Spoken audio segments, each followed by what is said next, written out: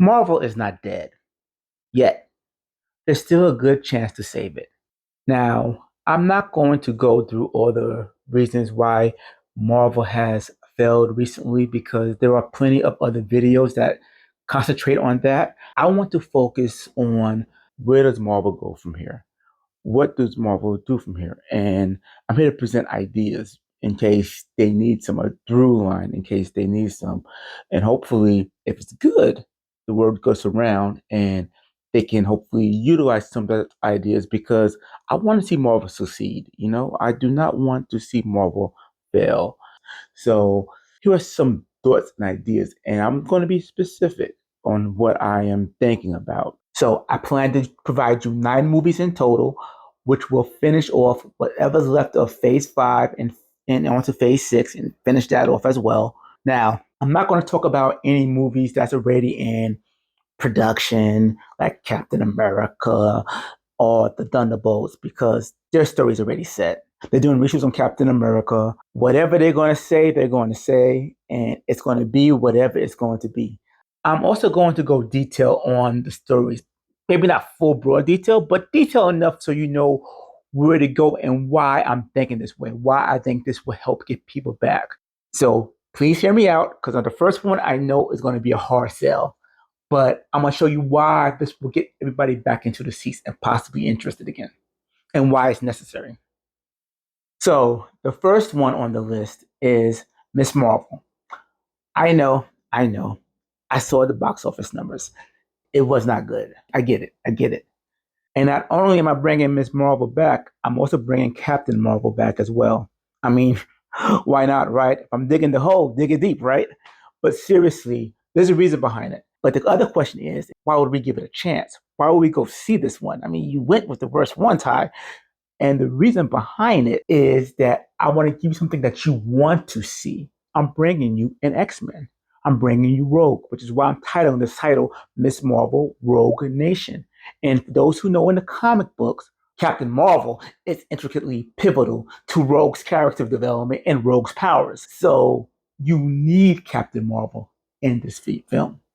And the moment I put Rogue and Captain Marvel together, those who are hardcore fans know something special is about to happen because they know that I'm going to give you more of a Rogue who's true to the source material, the comics, than the Fox X-Men did. And that will garner some fans back automatically because they haven't had a chance to see that type of Rogue. And they would want to see that type of Rogue in their film. And then the general fans would come as well because they want to see what we would do with the X-Men. So now it's about telling a perfect story that can surround as well and give us a reason why Miss Marvel is the protagonist of the story, since Miss Marvel has nothing to do with Rogue per se, but she's also a mutant. So how are you going to combine that into a real cohesive story? So first thing we have to do is understand we have to do the setup correctly. So I'm going to retcon a few things to provide a setup that works with Captain Marvel and give us some characterization for her to really work off of. Setup number one, I'm going to undo a little bit of how it ended with her reigniting the sun of the Kree homeworld. I'm going to have it be that afterwards she found out a chain reaction had happened and it caused the sun to explode. Why? What does the Kree have to do with the storyline? Nothing. Now, Kree can be used for future storylines, but nothing to do for this storyline. However, I need Captain Marvel's mindset to be that everything she has done so far besides Endgame has backfired. Now, why would I do this? Well, if you think about this, this is a great character arc for Captain Marvel. Think about it for a moment. Now, although this might not have been the author's original intent by making her so powerful and strong, you have gave us the perfect vehicle. Over the course of the last several movies, she has been cocky, overconfident. She can do anything. She is unstoppable. When they are thinking of taking on Thanos, she goes, "You're going to win this time." Why? Because I'm here now to stop him. And that's it. Not because the team would work together, not because we can form a better plan. It's because she's here. Nothing can stop her. Nothing can beat her. Now, because of her actions, she thinks she can topple a government and there will be no consequences to it. She thinks she can reignite a sun without thinking about the calculations it would take to reignite a dying star. Here's this person making all these bold stuff. And now, because of this, she has failed. She realizes that power without something to regulate it is dangerous. She will never utilize her powers without the consent of an authority figure. This puts her in a mindset of authority over individuality. And also, because of this, she wants to resign. She wants to leave. She is done. And then Nick Fury convinces her to do one last mission.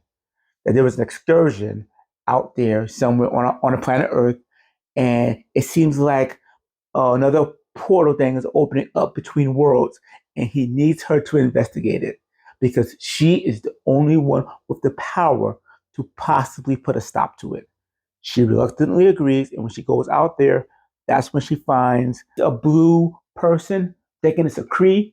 She realizes it's not, it's Mystique instead.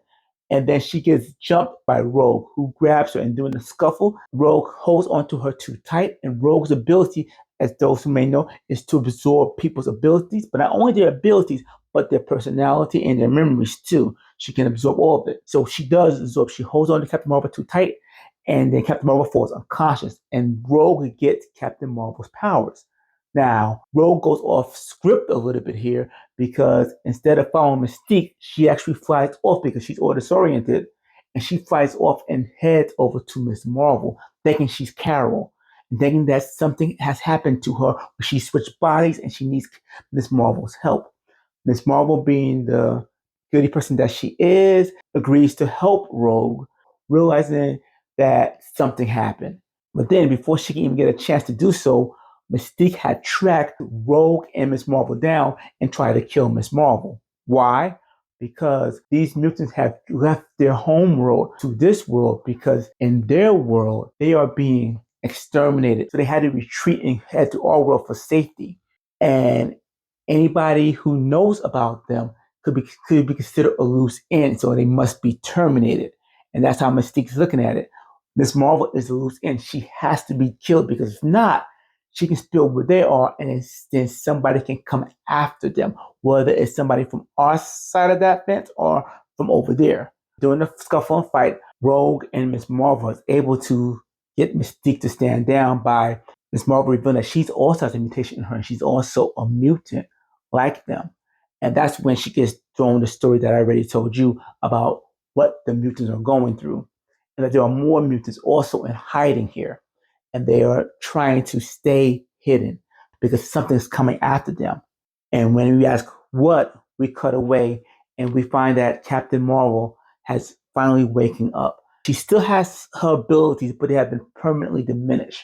This solves the first problem that everybody has about Captain Marvel, that she's too powerful, that nothing can hurt her. Now her powers is half of what it was permanently because Rogue has the other half of that power. So yes, she's still strong. She still can take hits, but she's now more vulnerable. She's not going to be lighting up any more suns. She's not going to be going through ships like it's nothing, and she's the strongest thing on Earth or on the universe. No, that power has been diminished. And that means that she's vulnerable, which means now we can care if she lives or dies during a fight. So she wakes up trying to figure out what's happened, and she sees Monica Rambeau. Yes, Monica Rambeau is back. And Monica Rambeau explains that she works with a group of mutants who hunts other mutants down who are considered too dangerous, who are considered murderers and killers. And she's hunted these mutants over here. They cross the other side and they are not to be trusted. Monica and Captain Marvel deduce that Miss Marvel is working with these mutants to keep them in hiding. And they're able to deduce this quickly because Monica has a high-tech gadget which allows her to track these mutants. And she says she can see their wavelengths even far away. You can tell when she sees mutants. So Captain Marvel and Monica Rambeau grab some Saber agents and intercept where the mutants are at. And when the mutants see them, they're trying to get into a fight. Miss Marvel's trying to stop them both from fighting. It seems they can talk this out, but tensions are high. We need a story. So obviously a fight ensues. And during the fight, Mystique and Rogue spots Monica Rambeau And it is revealed that this cannot be the real Monica Rambeau because the real Monica Rambeau supposedly died back in the other world. And Miss Marvel is dumbstruck by this, not knowing who to trust, who is true. However, Captain Marvel and the team were able to grab all the mutants, take them to custody. Now, meanwhile, Miss Marvel's trying to figure out if what Rogue said really true. So here you see her following, Monica Rambeau around to see what Monica is doing, and she spots Monica going to some of the mutant cages and starting killing them off systematically. Now, Miss Marvel realizing that this is not the same Monica Rambeau that was gone. And it's even worse than she feared because eventually we find out that the Monica Rambeau we know was captured and tortured. And as they were torturing her, they used her abilities to be able to see things spectrally to put it into other machines and have her used to help track down other mutants because you can see things spectrally and you can see MRI results and CT scans and any other spectrometer to see any abnormality in human beings and any mutation. And that's how they're able to track mutants and they put it in these machines called sentinels.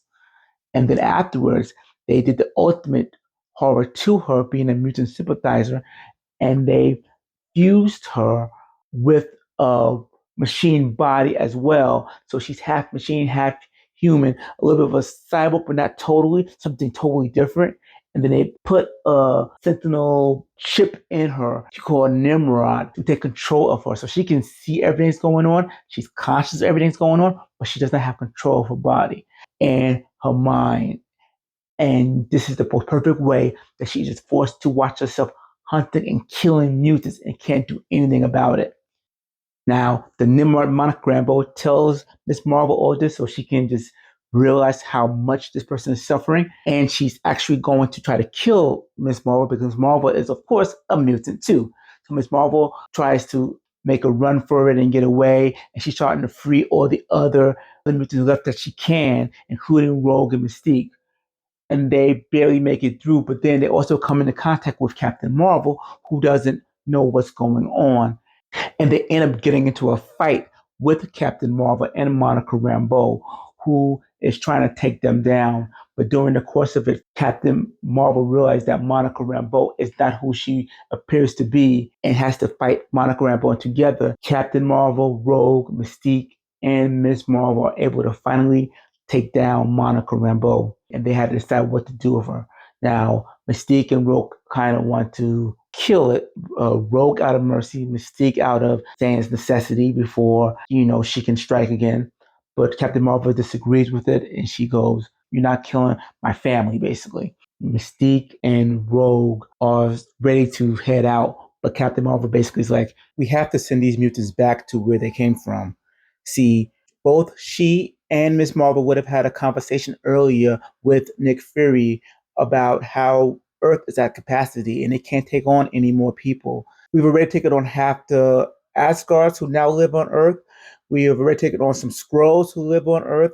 And after Secret Invasion, it has become abundantly clear that humans have lost their tolerance and taken on any more refugees.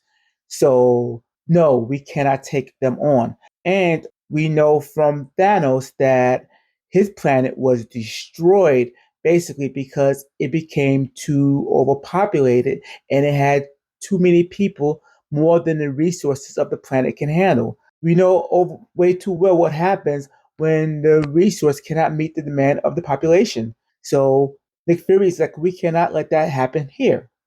This is where you see Captain Marvel's approach from what happened earlier, that setup I gave, come into effect. Because now she agrees that, you know what, I must follow that authority because they can see the bigger picture that I cannot. It's not whether or not we should help the mutants, but more so for her, it's more about that there's a law in place for a certain reason and we have to do as we're told. Because Captain Marvel already knows what happens when you take action without considering the consequences. So she dares not do it again. And also, we do not understand the total situation that's going on in that other world to really take a side. So she feels that Fury is right. These mutants must go back to their own world and handle their own situation. which leaves her in direct odds with Miss Marvel, who refuses to allow these mutants to go back. Miss Marvel is basically like, that's not right, sending them back to their home world is tantamount to murder. So this caused a strong rift between Miss Marvel and Captain Marvel as Captain Marvel tries to detain them again, and only through Miss Marvel are they able to find a way to slip away and escape before Captain Marvel can do so. But it's caused Miss Marvel to be on the outs with Captain Marvel. It's caused Miss Marvel to be considered a fugitive and on the run and a criminal as she goes and decides to help the mutants find a way to sneak over onto this land to escape persecution back in their world. And this leaves us in a good spot where Miss Marvel has to realize her role model may not be who she always wanted her to be. Captain Marvel, in a sense, realized that she has to take step to her own action and it's causing her to overcompensate the other way. Now, the other important thing to do is to hit the post-credit scenes. These post-credit scenes need to really tease what is to come. They can't be just random. They need to really show and give us a hint of what is coming and why we should be interested in the next thing you have to show. So the first post-credit scene will show Monica Rambeau or hurt and damage, and they're saying, is there anything that we can possibly do to save Monica?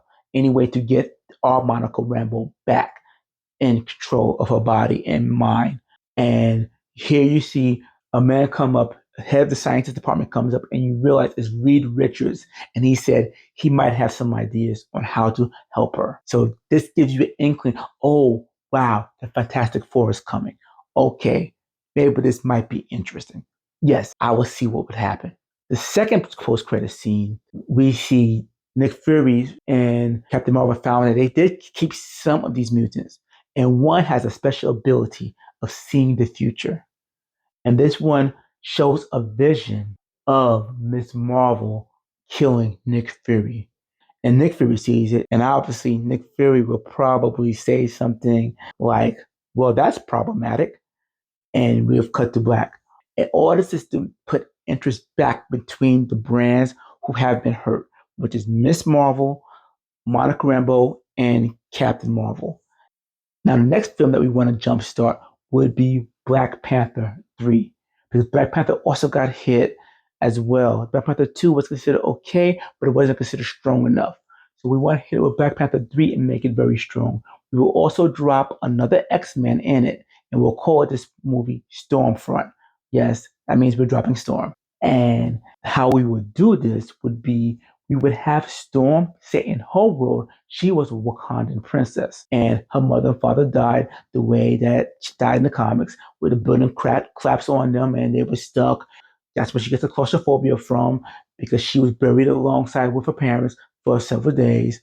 But when it's all said and done, she became a Wakandan queen. So now that she's in this universe, she wants to reclaim the titleship of Wakandan as the queen again. And she does. She beats M'Baku, who's now the king of the Wakanda regions. She beats him and she takes over the area. After she takes over, the first thing she does is launch an attack against America, because in her world, America was the one who started the attacks against the mutants and caused many mutants to die. So she wants to stop them before they have a chance to do it again. And now it's up to Black Panther, Shuri, to stop Storm before it escalates even further. You can even have it where Captain America is even in this movie, where he could be on the other side, on the side of America. He comes in to confront Black Panther, see if he can stop this war before it gets out of hand. And Black Panther be like, America just using you as a prop, as a puppet, as a black spokesperson, but just using you for their own ends. And then Captain America would be like, it doesn't matter how they use me on their end, why I am here. It matters what I do with that opportunity before me. And then, as he tries to see if he can calm the fighting before it really gets out of hand, somebody from the United States fires first, and then that starts the war between the United States and Wakanda. And then later on, you realize that behind it all was the Shadow King. He was pulling the strings. He took control of Storm's mind. He's one who basically took control of some of the United States soldiers who fired first. And he's trying to start the war so he can have the forces diminished because he's the one who believes that America will be the one who will strike first. So he wants to strike America first with the most powerful country he can think of, which is Wakanda. And then later on, Black Panther, and maybe even with the help of Captain America, has to be the one who tries to take him down, stop Storm, stop the Shadow King. But then they still realize that it's still too late. The war has already begun. It's not something they can just stop because they were able to get Storm back on their side. There are too many other things that occurred. So we deal with that fallout. And the end where Storm gets asylum, Shuri becomes queen of the Wakandans, and Shuri has to go and ask for help from Namor.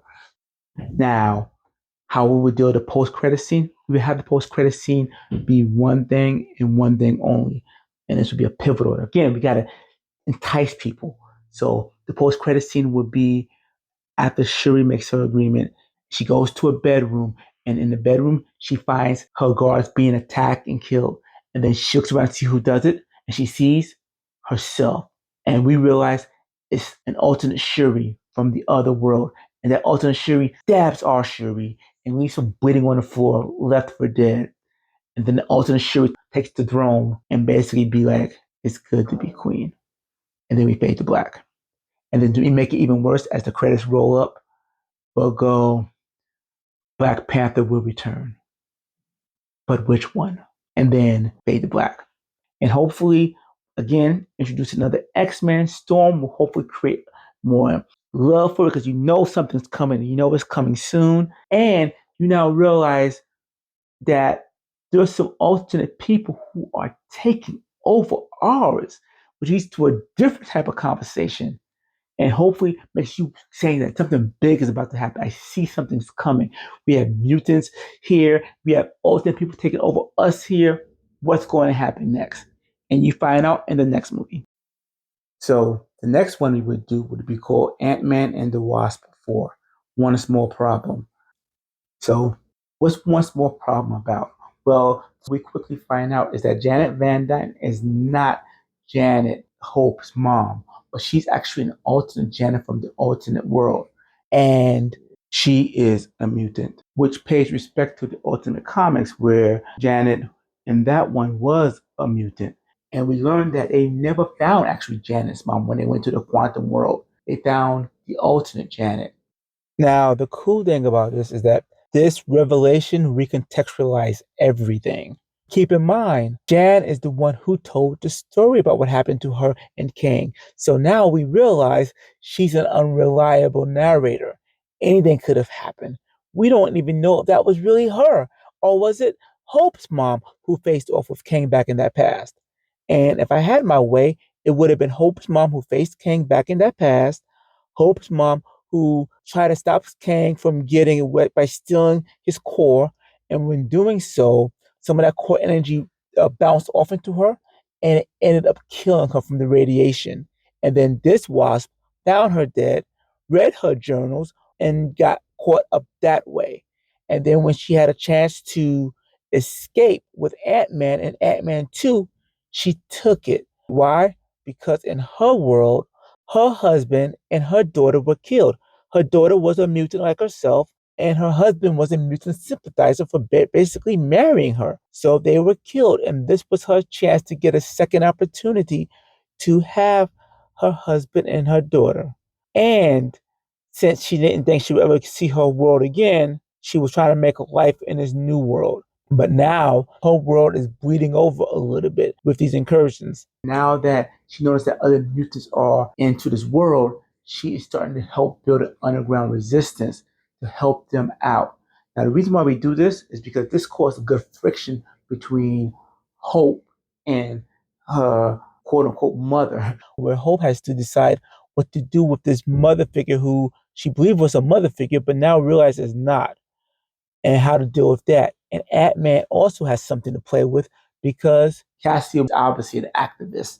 So she most likely will get involved against Scott's wishes, and then Scott gets thrust into this event because he has to save her, especially when he finds out that the leader of this mutant resistance is this person named Magneto, who wants to kill all humans. So as for Magneto's motivation, he has complete hatred for humans because the humans were the one who killed his daughter for being a mutant. And now he wants all humans to suffer what he has suffered. And believing that the only way to get mutant equality is to kill off the humans that would basically oppress them before they can get a chance.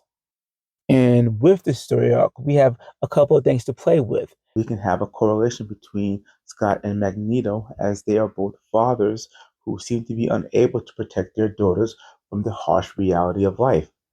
And we can play on that. And we can have the meaning of the story is how important it is to let go, even if letting go and let your daughter become the person she's meant to be may lead to her being in danger or possibly even death.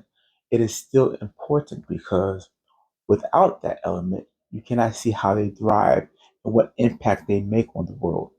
And in the end, Ant-Man is not able to beat Magneto, but he is able to convince Magneto by showing how willing he was ready to sacrifice himself for his daughter, which made Magneto realize how he would have done so for his, and as made him stop his killing spree. And Magneto stops his rampage and allow Ant-Man and Cassie to live, and he maybe have a glimmer of possibly changing his ways.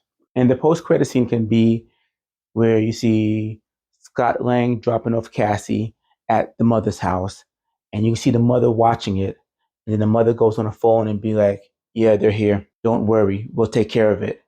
And the mother looks over, and you see another Cassie Lang, and you can tell that Cassie Lang is the alternate, and she readies stays Cassie the moment she walks through the door. And then we go to who was on the other end of that phone call as the person hangs up. And as he comes out of the shadows, you see it is Nick Fury.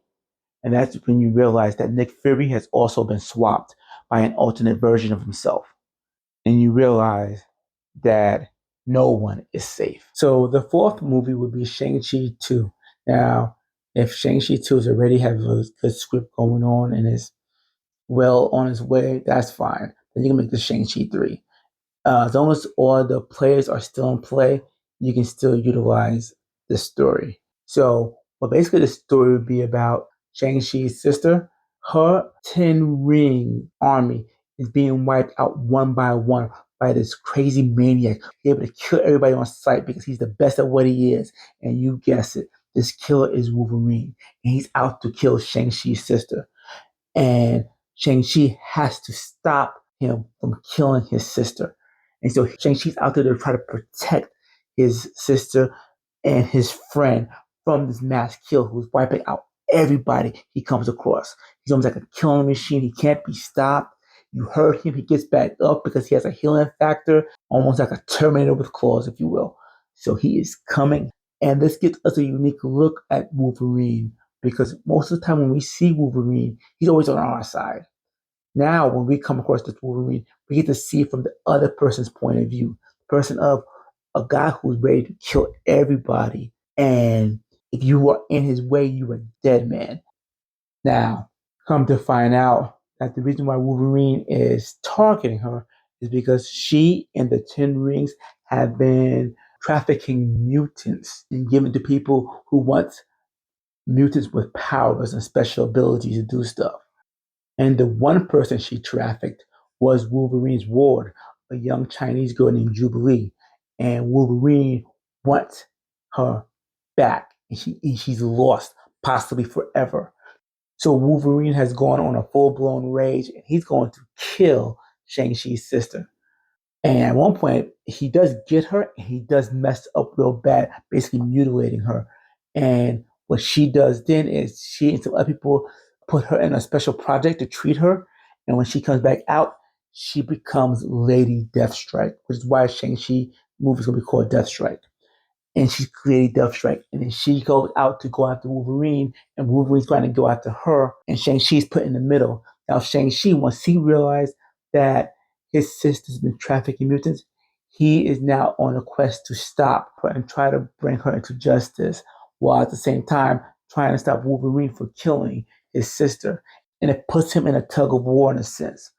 At the end of the day, he does stop Wolverine from killing his sister, and he does bring Lady Deathstrike, his sister, to justice. He then disbands the Ten Rings for the moment. And so, on the post-credit scene of Shang-Chi, we end again for a little teaser of things to come. We end with Wolverine captured by Shang-Chi, and Nick Fury comes to pick Wolverine up, and he boards him on a plane and takes him away. As the plane goes out of view, you see Nick Fury change into Mystique. Mystique gives Wolverine a little bit of a tongue lashing, something like, "You still believe Xavier's way is the right way?" And Wolverine will be like, "Xavier's gone. Doesn't matter anymore." And then Mystique goes, "Well, then, if that's the case, why don't you join our cause?" And you see Wolverine considering. And then we fade to black. So the next one on the docket for number 5 would be Young Avengers.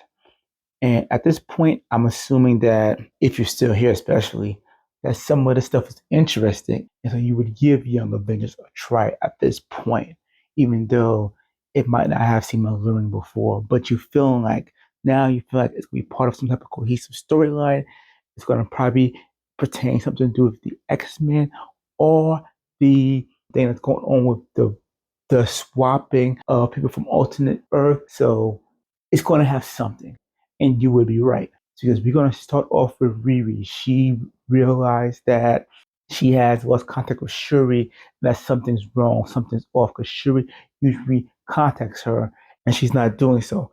Riri, being Riri, illegally hacks into Saber headquarters and contacted Nick Fury to say that something's wrong, something's off, don't know what, can you come assist? And Nick Fury took this as an invitation to try and grab Riri. But before he could, we have Quake from Agent of S.H.I.E.L.D., just Daisy Johnson, the same actress who plays her and everything, would come and save Riri at the last second and during a great chase sequence, able to escape thanks to the help of America Chavez teleporting them away.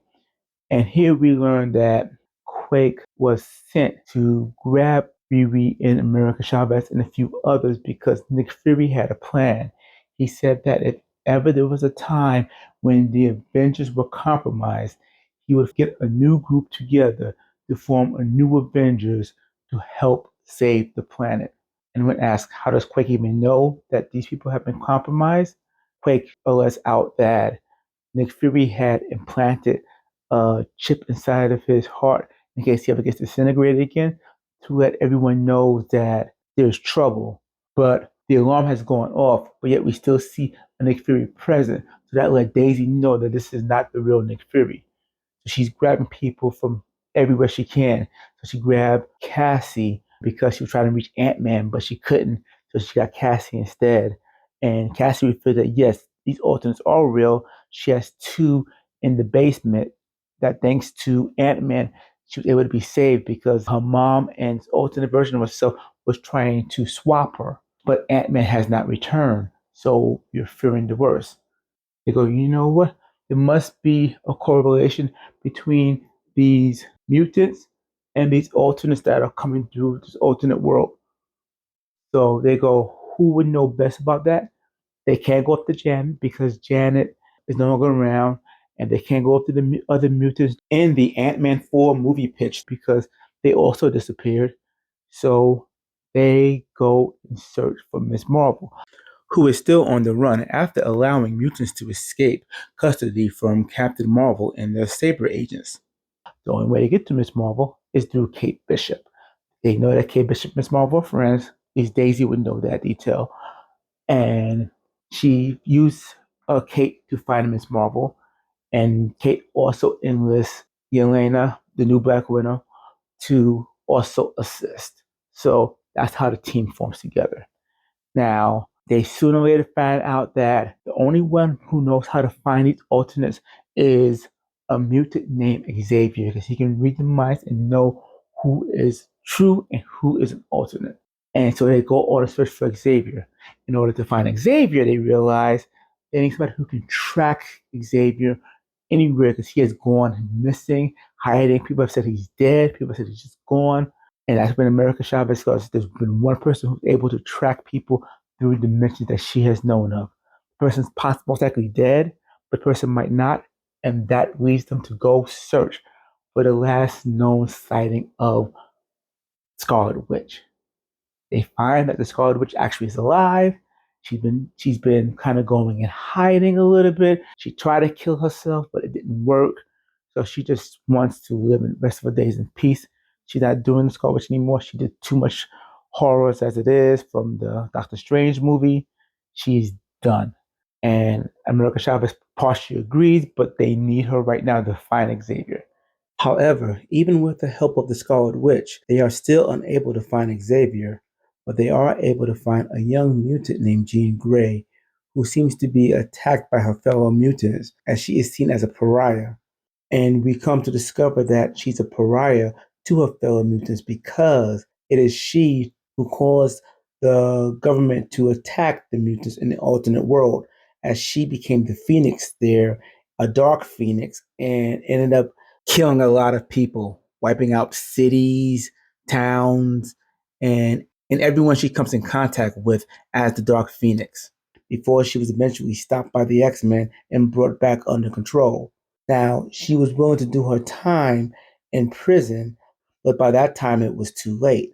By that time, the humans decided to turn on the mutants and put government programs such as the Sentinel Project onto them, and then started wiping the mutants out. So now she's here, and she seems unwilling to ever use her powers again for fear that she would bring back the Phoenix Force and cause unrelenting destruction to this world. So now the Young Avengers has to convince her to use her abilities again so she can be the one who can detect the alternates, as they cannot find Xavier and there's no one else. But that's when we realized we got betrayed by Cassie. Cassie is an alternate, and the whole thing was a ruse to get all the remaining heroes who was able to defy them together so they can wipe them out. And lo and behold, here it comes. Fury, here comes Cassie's own Young Avengers team. Hulk's son, basically from the She-Hulk show. Hulkling a Skrull, Kid Loki, Scarlet Witch's kids, which we find out are indeed alive. So when the Darkhold was destroyed, it created two Solon kids of Tommy and Billy. Unfortunately, though, as it created them, it also sent them into the alternate world where they were abused and punished and tortured, being believed they were mutants. And so they have strong hatred for Scarlet Witch at the moment, and they go against our Young Avengers team. And during the fight, Scarlet Witch gets hexed onto her by Billy, who uses a spell to turn Scarlet Witch evil. Scarlet Witch started to attack the Young Avengers hard, and they were completely outmatched as they tried desperately to stay alive. But Jean Grey comes to their aid, and together they are able to hold the Scarlet Witch back. At the same time, it seems like Nick Fury might really kill Kate Bishop. In order to save her, Miss Marvel punches Nick Fury into a bunch of spiders, and one of them impales him and kills him outright, right before Captain Marvel's eyes, who has just arrived onto the scene. And when she sees Nick Fury dead, the Marvel freaks out. She goes crazy and she almost kills Miss Marvel. And only because, through the help of Jean, is she able to hold Captain Marvel back long enough for Miss Marvel and herself to escape. Unfortunately, the rest of the Young Avengers get captured. And so the Young Avengers take this loss. So with the Young Avengers in handcuffs, Captain Marvel goes to them and be like, so, was it worth it? And Kate Bishop is like, our people escaped. You may have us in chains, but we won today. And then the Young Avengers are carried off. Meanwhile, Jean Grey and Miss Marvel are sulking a bit after their defeat and wondering what to do next. And suddenly Miss Marvel is like, we can't have it end like this. If my team couldn't do it, is it possible for your team to do it? And Jean slowly nods, realizing it might be time for the X-Men to come back. And on a post-credit scene, we see the New Mutant that's trying to show the future gives Captain Marvel another vision, and it's this time is of Miss Marvel killing Monica Rambeau and toppling the presidency. And then from that, Captain Marvel looks and she goes, "I know what I must do." And then we cut to black. And the second post-credit scene, you see a switch over to Captain Marvel, who's now taking in command, and Reed Richards come to her saying there's a problem. And when she goes, "What is the problem?" He explains that the worlds are collapsing upon themselves. Within a matter of months, there will be no universe for us to speak of. Then it fades to black. This leads to our next movie, which will be the Fantastic Four. In the Fantastic Four, we would tell a story of them talking about the world, about the collapse upon itself, and it's being done by this evil person named Doom. He is trying to destroy this universe because it's the only way to save his universe in the alternate world. So he's bringing up the Doom bots to try to create little stuff around the world to destroy it. Now the Avengers come together to try to assemble, but Doom also has enlisted the help of Kang, and Kang basically used his abilities to teleport the Avengers to a different timeline.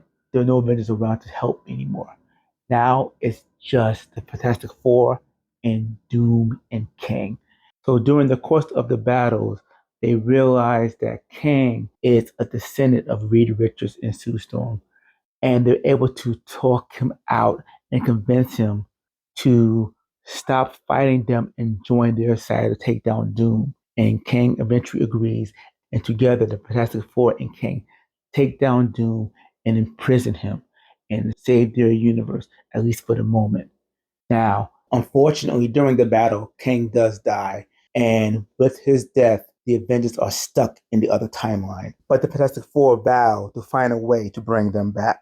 Where we come is the post-credit scene, which will let us know what is going on. So the first post-credit scene shows Jean Grey watching the Fantastic Four being congratulated overall, and she suddenly freaks out, and she's like, "It's them. They're the ones who did it. They're the ones who created the Sentinels. They're the ones who have had the mutants being hunted down. They're the ones who took control of the government. They're here." And that's when we realize that we have been rooting for the bad guys the whole time. The Fantastic Four are from the alternate world, and they are the ones who are the true enemy. So on the second post-credit scene, Reed Richards goes to confront Doom and confirm that he is indeed the bad guy. And he goes to thank Doom. In Doom's quest to defeat the Fantastic Four, he inadvertently got rid of the Fantastic Four's greatest threat here, which were the Avengers. Because now that there are no Avengers, this world is now theirs. And Reed Richards will go, this will help him find what he's been looking for, which is the world of the beyond. And Doom warned him this is what caused our world to be destroyed in his quest to search for the beyond, which caused incursions between our world and this one. And Reed is like, that's okay, because once we find his ultimate power, I can do anything, control everything, and everything will be as I see it. And as Reed leaves, Doom lets him know that this is not over yet. Now we have a third post credit. Yes, we have three post credits for this one.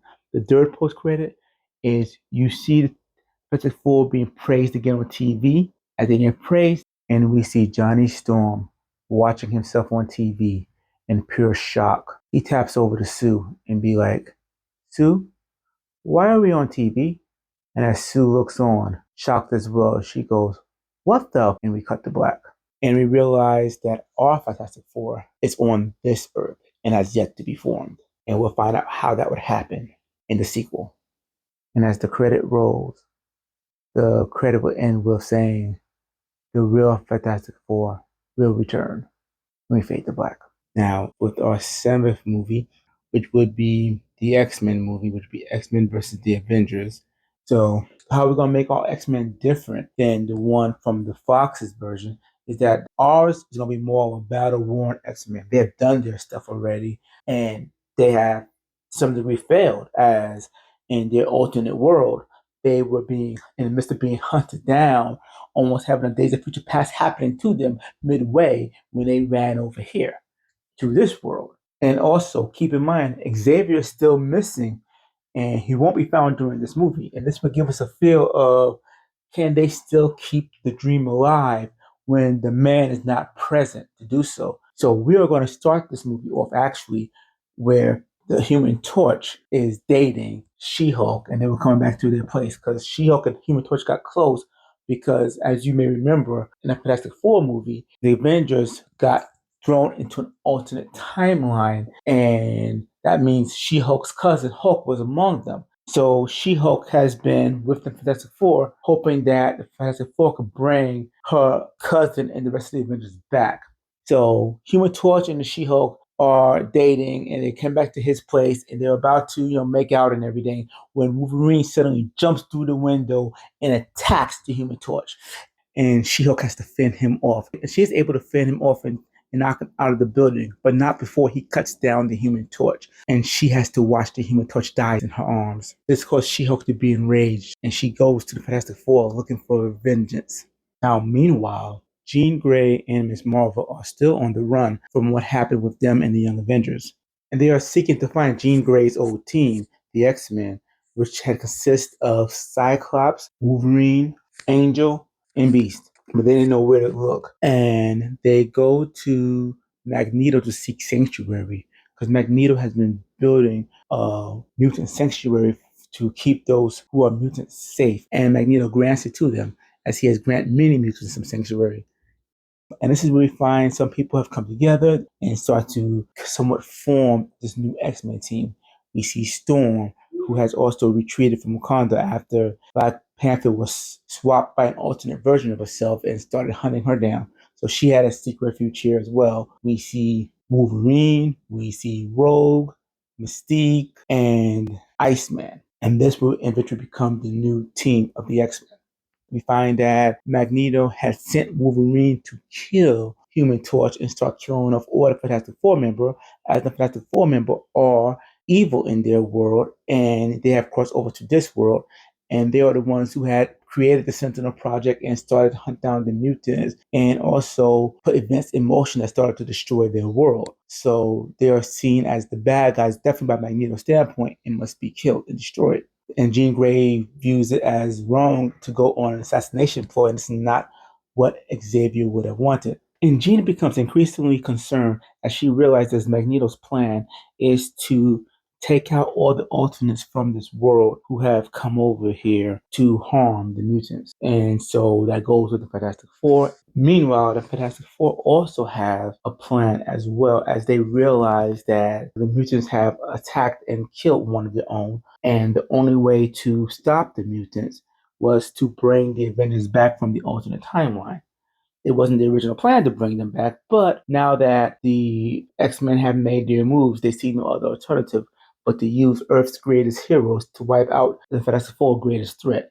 So they actually bring the Avengers back from the alternate timeline, and they even put Monica Rambeau back together and fixed her as well, and then lied to the Avengers, saying that these X-Men are terrorists and they are threatening the fate of humanity and possibly maybe causing another incursion if possible. So this causes the Avengers to seek out and hunt down the X-Men, considering the Fantastic Four helped save the Earth in the last movie. And so they must be the good guys. And She-Hulk is so grateful for that She-Hulk actually even joins the Avengers team here, and they go out to stop the X-Men. And as meanwhile, the X-Men are still in their pursuit to try and stop the Fantastic Four and the other people, and they realize that the president of the United States has also been swapped. So they go on their mission to expose all the people who have been swapped by alternate versions of themselves from the alternate world, and to let people realize the greater threat is not the mutants, but the alternates who are swapping people out in the Fantastic Four who's allowing it to happen.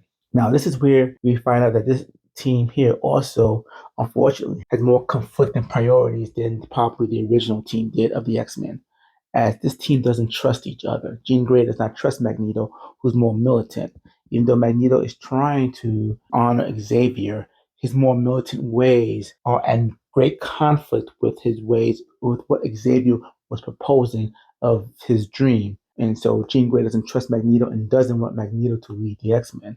But Magneto's like, there's no one else left. And Wolverine's also more militant now too, because of everything that's happened. So he's also strayed more toward Magneto's point of view and away from what Jean had believed the X-Men should be. And this would give them something to chew on.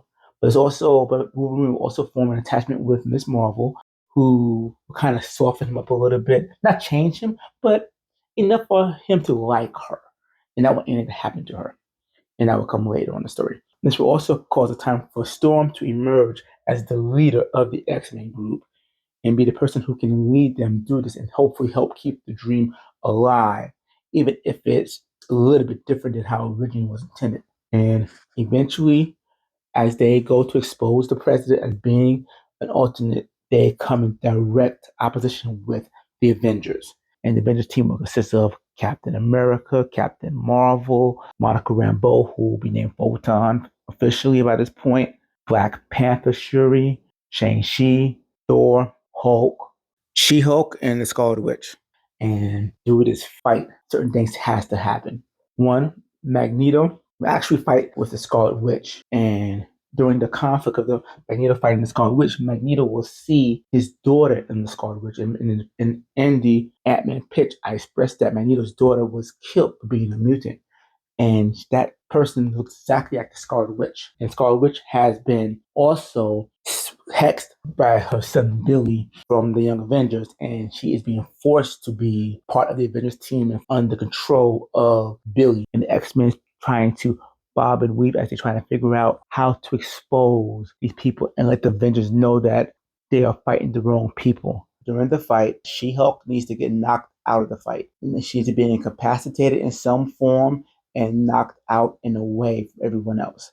And during the fight, Wolverine almost gets his chance to kill the president, and it's only stopped when Miss Marvel gets in the way of Wolverine trying to cut down the president, and instead she gets stabbed herself. And then Wolverine, because Wolverine doesn't like her, stops fighting. His rage is gone. He realized he went too far. Captain Marvel also stops fighting, seeing that Kamala had took a blade that was meant for the president, but she went in out of her way to save the president's life. And this is where we start concentrating on these two characters, because throughout the story, these two characters, Wolverine, he felt like Xavier had failed the old X-Men team and that the old way did not work. So he was going a new way, which was back to, I'm going to kill everybody. And that's the way to go. The trying to save people, trying to, doesn't work. So he went from one extreme to the next. Captain Marvel also went from one extreme to the next. Before, she would do whatever she felt was right because she had the power to do so and believed she was always right, to now only follows what the law states without even questioning if the laws are even right or wrong. And they both are realizing they need to come to the middle, because when they don't, people are suffering. People like Kamala suffers from that. And they feel that as they see her lying bleeding, about to seem like she's about to die from Wolverine's blades. So at this moment, Jean Grey takes the opportunity to go into Monica Rambeau's mind and free Monica Rambeau of any mental manipulation or control that was thrust upon her. And with Monica Rambeau free, she's able to convince Carol, Captain Marvel, that they are fighting on the wrong side, and then she's able to use her ability to see things spectrally to determine who is from our world and who's from the alternate world. So they check the Avengers who were alternate, so they find out that Black Panther's alternate, take her down. Thor, they realize, is an alternate, take him down. And even Captain America is an alternate, taking him down. So they start systematically taking him down. They get to the president as they realize he's an alternate too. They're about to take him down when all of a sudden the Fantastic Four arrives. And before our heroes can do anything, they use Kang's technologies on both the X-Men and the Avengers to suck them into the alternate world. And they realize they are in an alternate world, and it's a battle world, and it's in ruins, torn apart, as sentinels fly overhead, ready to kill everything, as well as other evil mutants who have taken over. such as Apocalypse and his four horsemen, which among Jean's fears among the horsemen are people that were once her family, Beast, who's now a dark beast, and Angel, who has become Archangel. And as they're ready, the Avengers, the X-Men stand together and realize, did they lose? And Monica's more like, no. First, we save your world, and then we will save ours. And then it closed the credits. So in the post-credit scene, we see a dead Kamala. Mr. Fantastic looks at her and goes, what a shame. I would have loved to interrogate her. But then people come in, put her in a body bag, dump her in an ambulance, and the ambulance drives away. As we see in the ambulance, we see someone open the body bag and injects Kamala with something. She wakes up. She's like, what happened? And you see an agent comes out. He goes, don't worry, Agent of S.H.I.E.L.D. She's like, I thought you disbanded. And then they're like, that's what we want you to think. And she's like, what happened? Why am I here? And he's like, from what I understand, someone telepathically told your brain to go to sleep, helped slow your breathing, and saved your life. And then somebody telepathically told us to come get you in case something went wrong up there. And we realized that it was Jean Grey who did so under orders of Storm, as she saw things going not well for them. So she quickly formed a contingency plan in case they couldn't get out of the situation. She looks stunned, and then he goes, what I want to know is this. He points to an image of the thing of the Fantastic Four, and he says, why is there someone pretending to be me? And then you realize this agent is Agent Benjamin Grimm. And obviously he'll be our version, the MCU's version of the thing in the next movie. Which of course the next movie would be Fantastic Four 2, Rebirth.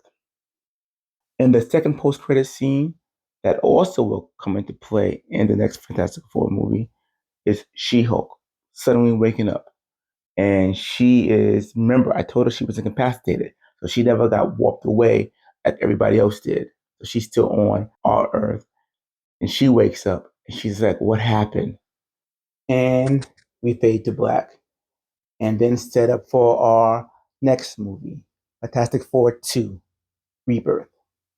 So in that Fantastic Four 2 movie, we find ourselves opening this movie up, going back to actually the Marvels, back to the past where the Marvels, where you see Monica Rambeau touch that first excursion point, which made them start switching bodies in the Marvels. Yeah, but we also realized when she touched that point, a shockwave rippled, not only affecting her, but it goes across and hits the station where Nick Fury's at. And we see in Nick Fury's station is Reed Richards, R. Reed Richards, and he gets hit with the wave as well. And then he started noticing afterwards his hands starting to elongate and stretch in a little bit of his neck. Now, what he does not notice is that behind him, an excursion portal opens again, and you see the alternate Reed Richards come out, points a gun at R. Reed Richards. And all we know is that he fires the gun. And then we don't know what happens next. We smash back to the present. And in the present, Agent Ben Grimm, he has gotten his statements from Kamala. She's being detained throughout the movie because we're going to keep this in Fantastic Four movie and not bring too many other elements in. So Kamala's detained, and Agent Grimm has She-Hulk, the last Avenger, on surveillance to see if he can get more inkling of what happened at the White House in the last movie and where does the Fantastic Four fit in, especially when there's one of them pretending to be him. And of course, he has her on long range surveillance because it'd be foolish for someone just to come in and reveal himself. Meanwhile, Sue Storm and Johnny Storm, in an attempt to be invading people after them, go straight in to see She-Hulk because they're like, well, she's the last Avenger. She's the only one who can help us. So they go straight in. And they cause the evil Fantastic Four to attack and try to detain Sue Storm and Johnny Storm. However, She-Hulk is surprised that Johnny Storm is alive and soon realizes that, hey, this is not the same Johnny Storm, that there are people who are alternates, and she realized that she's been fighting on the wrong side, that the Fantastic Four that she thought she was with were evil, and these ones actually need her help. Now, how I put this in, keep in mind, Sue Storm, Johnny Storm, Ben, they have no powers. They were not there. They're regular people. They cannot do anything special to help themselves with abilities. They have to use their mind and their wits, and She-Hulk has to be the one to protect them. Now, I'm gonna pause here for a second and explain why She-Hulk is in this movie so much. Because again, people may be like, well, She-Hulk was not a good brand. Yes, She-Hulk may have come out and people didn't take to her immediately based on the reception of the TV show. However, this is again a time to rebrand her character because her character can have good purpose moving forward. And this is actually a great place for her to be because in the comics, She Hulk was at one point a Fantastic Four member. So it makes sense to pay homage to that in this film. So that's one of the reasons why she is in this film and can play a role. And through the roles that she plays, we can hopefully find reasons to like her going forward and latch on to her going forward to save the brand and to put her in future projects. So now that we figure out why this is a good brand to bring She-Hulk back in, we have the part where She-Hulk is able to save Johnny Storm and Sue Storm, and with the help of Ben Grimm, who has to reveal himself to help save them all, they're able to escape the alternate Fantastic Four forces. Realizing that they need to find out the truth, they break in into the prison cell of Doctor Doom. And they can do the breaking kind of easily because She-Hulk is also a lawyer, so she can possibly get them in to some degree as well to see the criminal. And you find out from here that Doctor Doom had a plan in case anything ever went wrong and he's ever captured by the alternate Fantastic Four. And we flash back to the time when Reed Richards was about to get assassinated by the alternate Reed Richards. Before that could happen, our Reed Richards was teleported away. And Dr. Doom revealed that he has the original Reed Richards away at his castle into the alternate universe. And they have to go there and get him. And this leads them on a mission to try to find our Reed Richards. And long story short, as they go through alternate dimensions, and they also are able to find Reed Richards, our Reed Richards, and save him. But and during this whole event, this would be the perfect time for them to get to know each other, the banter, especially between Johnny Storm, who's very much of a jokester, and Ben Grimm, who's a trained agent, take things seriously. You can see the back and forth go back and forth with them and how they start having that little rivalry coming about. But when they find Reed Richards, Reed and his know-how know that they cannot survive as is because we're being hunted down. One of the people who have powers were She-Hulk and Reed. And so Reed makes the decision to douse them all with cosmic energy to give all of them powers and abilities to be able to fight off their alter versions.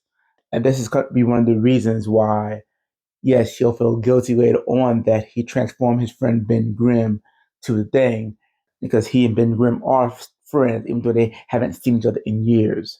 And he'll feel that guilt. But he had to transform them so they could have a chance of fighting their alter self. And through obviously, Fantastic Four ability to figure things out and their powers, they're able to defeat the alternate versions of themselves. But to find out that was Dr. Doom's plan all along in case his first one failed. And now Dr. Doom is free. He had a contingency plan in case he had failed the first time around to collapse the other universe. Now realizing that his universe is lost, he has decided that the best thing he can do right now is to prohibit that from happening again by taking over this universe. And Dr. Doom wants to make sure that can never happen again. Now, the reason why we set this up is because we want to set up a villain, and Dr. Doom will be the main villain moving forward. And we wanted to set him up with reasons why he is how he is. His world was destroyed more or less because he didn't have complete control, because other people stopped him from doing what he needed to do. So now he has the ability to make sure it doesn't happen again. And he would do so on this planet. And it gives him meaning, it gives him weight, and it gives him a different reason than Thanos, who wanted to kill half the world. He doesn't want that. He wants to take over and rule it like a god, if you will. Not a benevolent one, but one that's necessary to keep the planet moving and running, and everybody alive. That's his goal. Misguided, yes, but that's his goal. And it gives him an interesting arc because he can already now have a rivalry with Reed Richards, because he will always remember that his version of Reed Richards was always evil. And although this version is good right now, he still has the same mindset that can turn him evil at any second. So he'll never trust this Reed Richards. He'll always think this Reed Richards is one step away for being somebody who will annihilate and destroy the world like the alternate Reed Richards did. And this gives him that complexity. Now, the post-credit scene will show that Doctor Doom is free. He is ready to begin his ultimate plan and of his world conquest. And he is now in a position of the way to do it is to go into the great beyond and take the powers from a great beyond and become a god himself, as he says it. And that's how we will end. Now, the final film, which might be split into two, would be Avengers Secret Wars. So we'll have it go in a couple of ways. One, we have Kamala, who woken up and she's no longer really being detained. She's being held by Shield, but not really detained. So she goes off and she realized that the rest of the younger Avengers are still being held prisoner, and they are in the ransomware. So she goes off to free them, and they go about looking to prove that the president is from the alternate world. Meanwhile, Fantastic Four goes to see how they can stop Doctor Doom now that he's free and he's trying to take over everything. He's getting the alternates to move against the Fantastic Four, and they're trying to see how they can stop him before he takes over completely this world as well. At the same time, we find out that Namor actually had Black Panther Shuri alive and well, and she was resting after being stabbed and left for dead. Namor actually found her and brought her here to heal. And now Black Panther, even though they're still at war with America, are bound to see if they can use their forces to stop the alternate president and help with the fight against Doom. Now, on the other planet, on the other alternate world, we see our Avengers and our X-Men trying to also fight off the Sentinels, fighting off the Doombots, and to stop Apocalypse and his four horsemen, including the Dark Beast and Archangel, as they hope to get them back and change them back to our side.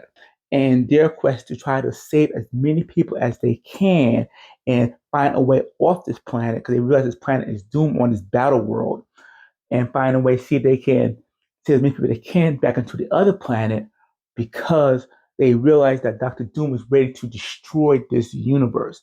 And if Doctor Doom gets the power of the Beyond, he will start again over into a new one that he can control, and he can ensure that people will not be basically be killing each other off.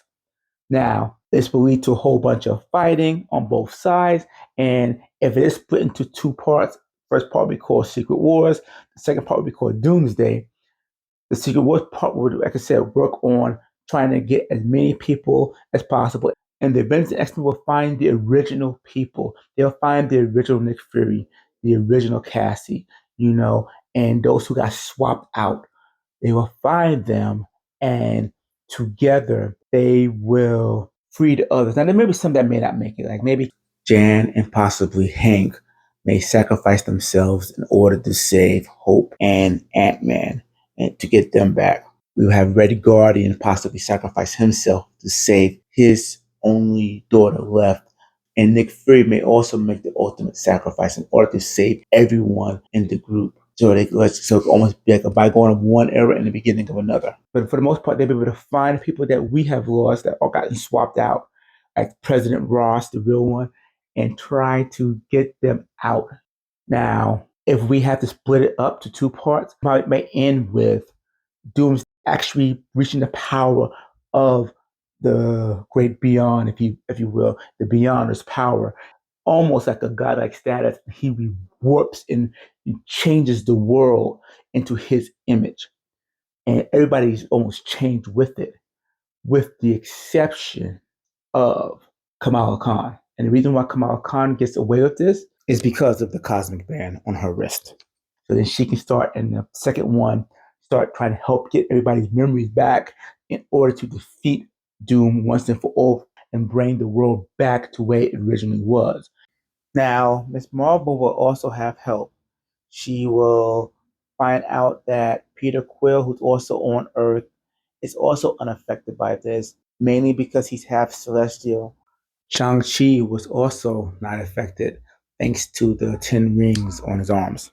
And Jean Grey and the Scarlet Witch were also not affected, as Jean Grey was once a cosmic entity known as the Phoenix, and the Scarlet Witch was not affected because she also was a Nexus being unable to be affected by Doom's beyond ability. And together, they're able to reach both the Guardians of the Galaxy to come down over to help, and they're also able to reach the real Thor, who's out in space with his daughter, and they come over as well. And together, they are able to help get our heroes back on track and stop Doom, most likely through the assistance, or major assistance with the Fantastic Four, once they're able to get them out of the trance. And we end the story with Doom loses beyond his power and become back to normal and then be captured. However, Doom was smart. During the occupancy of the Alternate taking over key positions within the world, including the presidency, Doom used that opportunity to have them recognize his small country that he carved for himself, named Latveria, as a legitimate country. And he brought people from the alternate world over there to be housed there to serve him and to reign him as the true ruler of Latveria. And being the true ruler of it, he can now claim diplomatic immunity and demand for him to be released or risk going to war with Latveria, which is a country that does house nuclear weapons. Not wanting to risk war with a country of unknown power, the United States of America released Doom back to Latveria. And as he's released, he vows that this is not over. So the story will end in a few ways. One, Miss Marvel and Captain Marvel will reconcile with each other. They probably won't be as close as they were before, but they will at least make amends. With the real American president back in command, the American president will end the war with Wakanda, although things will still remain uneasy between the two nations, which can lead to war situations in Black Panther 4. Meanwhile, the Wakanda nation will also aid the X-Men because they see Storm as part of the Wakanda nation. And so they will aid her and her mutants by providing them a mansion in Westchester. The X-Men, in honor of Xavier, will name it the Xavier Institute. And that's where they will rebuild their school and to house any mutants who want sanctuary there, and also to learn their powers, as Storm would be the leader and the headmaster of that place. Magneto, although says he will be with the X-Men when needed, he will take the rest of the mutants who don't want to be housed as the X-Men into other sanctuaries, and he'll try to find other places where he can help other mutants in the meantime. The Avengers will continue onward with Captain America as the leader. Captain Marvel will step down as being a leading force and give it to Captain America because she needs to explore herself and see find ways where she can trust herself again. And the Fantastic Four will join together and stay part of a team, learn from each other and become more of a closer unit. And they will go to Reed Richards' little place, the Baxter Building, and be there. Now, as the Multiverse Saga ends, this sets up a great building platform for the next phase, which would be both the Mutant Saga and eventually also the Galactic Saga. And what will happen, what will occur there is because, like I said, most of the people who are from the alternate world, they are now stuck on our world. Their world was destroyed. It was too far gone. So now the people are stuck here. Problem is that as Thanos has said before, there's an overpopulation risk. And now we are overpopulated. And unfortunately, most people who are getting blamed for this are the mutants because the other alternates looking normal. It's hard to tell who's from our place and who's not because unless you check their social security number, you won't know. And some of them all looking like us. Maybe some people who have passed away or some people who were never born in the first place. You can't tell them apart. However, besides Miss Marvel, mutants didn't really exist here, besides maybe a few people here and there before the alternates came over. So the mutants are the easiest scapegoat to be like, these are the people to blame for all the resources now being strained. So they start blaming the mutants and they can really start pushing their prejudices against the mutants. This will cause a whole bunch of issues to occur in other X-Men related properties. And we can tell stories such as the Mutant Massacre, the Holy War, and the Extinction Agenda. Also, don't think I forgot about my boy Cyclops. We still haven't found Cyclops or Xavier. And in X-Men 2, we will explore that because it's like the other X-Men had their own movie before I really put them together as a group to shine. I couldn't just put Cyclops in at the end, so I had to save him for later. And you can save him for this movie, a movie on X-Men 2, which will be geared towards Cyclops as Cyclops return, but not to join the X-Men as he considers them too weak and ineffective to get the job done. No, he returns with his own team, and among them is Emma Frost, his new right-hand person and lover, as he searches for Xavier, and which leads him to a confrontation with both the X-Men and Mr. Sinister. And this is where we get a perfect opportunity to see what affects Cyclops, why he thinks this way, what makes him tick. Because so many people have died on his last go around because he got too close, he wanted to have a relationship with Jean and stuff like that. He realized he had to harden himself. He can't let himself get emotional. He has to be a true tactician from beginning to end. He has to be able to make the tough plays no one else would make, the sacrifices that he may have to do to save the people. And you find more like in the middle ground between how Xavier's idealism works with Magneto's pragmatism. And you will see that in him. You get to explore that. And this will lead us to two exploration. One, his relationship he has between Jean Grey and Emma Frost. And two, who should really be the leader of the X-Men overall when the time comes. Should it be Storm or should it be Cyclops? Which one makes the better leader? And we get to explore that as they go to face off Mr. Sinister and this new being called Onslaught. Those who know about the comics, you know how that relates to everything else. So we have all these other political stuff that we can have in regards to mutants. And it doesn't just go from the mutants alone, because remember what a Captain America movie should be about.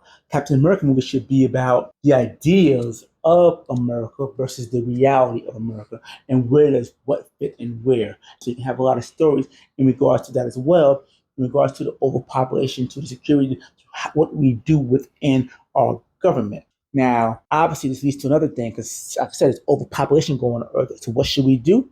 We should expand. And this is where our cosmic stuff comes in. When we have people like the Fantastic Four, Ant-Man, even some of the Avengers who can expand, like Thor, start expanding and going to other galaxies, searching for other planets for people to populate, whether it's the humans or the mutants or both, because we are overcrowded and we need room to grow.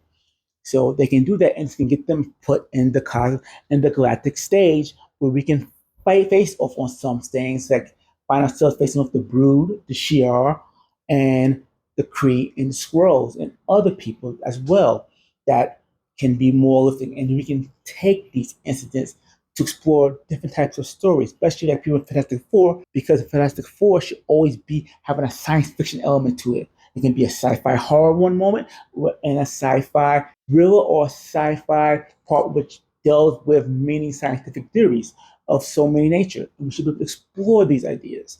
And so should they. And they will have now reasons to do so, reasons to go into those galactic stages.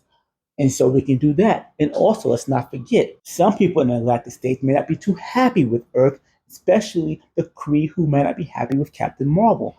And we can accept stories with Captain Marvel being hunted down by the Kree, maybe even certain other elements looking to bring her to justice, as she would be seen as a terrorist to many. And what do we do with that? So we have other levels to go. And if I had my way, I would use this opportunity to definitely revamp Captain Marvel. Captain Marvel trying to reinvest herself and they get caught by the Kree. Deal with that, and this can lead us to a different galactic stage where the Kree maybe want to go to war with Earth, and maybe even the Skrulls may want to get involved as well.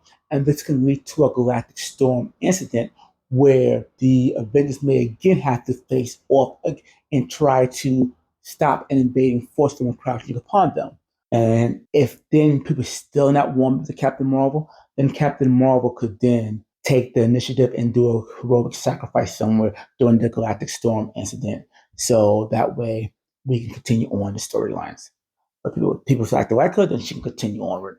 But yeah, these are some of my thoughts. I think they can work. Let me know what you think. Just so you know, there was so much I had to leave out. So let me know if you want to hear about the stories of what I would have done with Young Avengers 2, or what would I have done with how I bring Jessica Jones meeting Captain Marvel, since they are supposed to be friends in the comics, how I bring them together and stuff like that. And also how I bring Midnight Suns together with Wolverine fighting Jubilee, but she has turned into a vampire. And what would I have done with that type of storyline into the Midnight Suns? So just let me know. And remember to like, share, and subscribe. Thank you.